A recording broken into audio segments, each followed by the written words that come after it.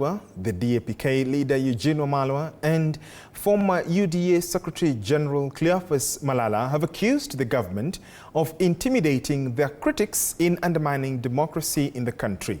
The leaders spoke at Makunga at Cleophas Malalas' home in Mumias East, where they also condemned the recent cases of abductions in the country. Today, on the last Sunday of the year 2024, former UDA Secretary General Cleophas Malalas played host to the former Deputy President Rigathi Gachagua at his home in Makunga, Mumias East, Kakamega County, which was Gachagua's first tour to Western Kenya after his impeachment. Gachagua, who was accompanied by DAPK party leader Eugene Wamalwa, castigated the government for undermining democracy by intimidating those with contrary opinions to those in government. So we are not going to be intimidated. Hata leo wamepiga masimu kwa viongozi wote wa mkoa wa Magharibi wakiambiwa kwamba wakionekana karibu na lile kombe la Cleophas Malalas Super Cup kwamba shida zao zitaanza. Mimi mwenyewe nimepigiwa simu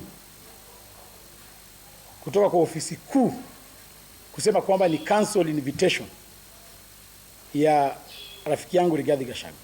It's just an act of desperation by a regime that has lost credibility, that has lost legitimacy, that has lost the goodwill of the people of Kenya. Na ako huru kutembea sehemu yoyote katika taifa letu, yani ako na ile freedom of movement, freedom of association, freedom of speech and conscience.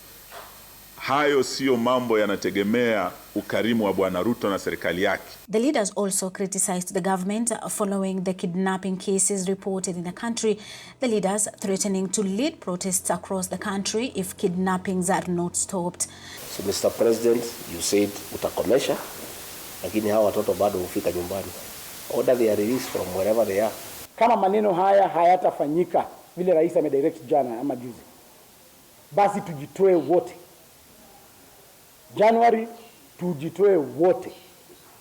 Hakuna kuendelea na biashara ya kawaida kama mambo ya abduction yajaisha. Kama William Ruto anataka kutuabduct sisi wote kama taifa, tukutane kwa barabara. We cannot allow a constitutional democracy tuwe na udikteta eti hawezi kosoa serikali, na ukikosoa serikali unatekwa nyara, unauawa.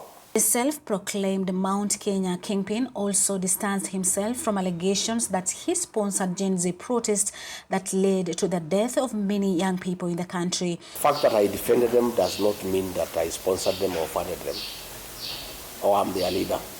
And by the way, I wouldn't mind being their leader. Gachagua urged the Mulembe nation to unite and put their votes in one basket for the 2027 election. Gachagua promising to collaborate with the leaders in western part of Kenya. What we are saying will engage Eugene Wamalwa and others, but his relevance in the national political discourse will be informed by the unity of purpose of the Luya nation and by numbers. We are in the opposition, and we are not begging for any position in that broad-based government. Western will chart our own course.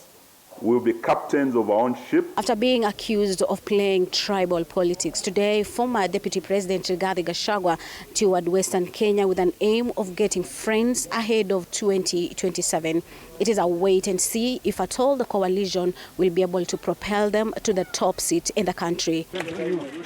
Gachagua and Wamalwa later joined the soccer fans at the Lions ground for the finals of the 6th edition of Cleophas Malalas Super Cup. Violet Auma, TV 47.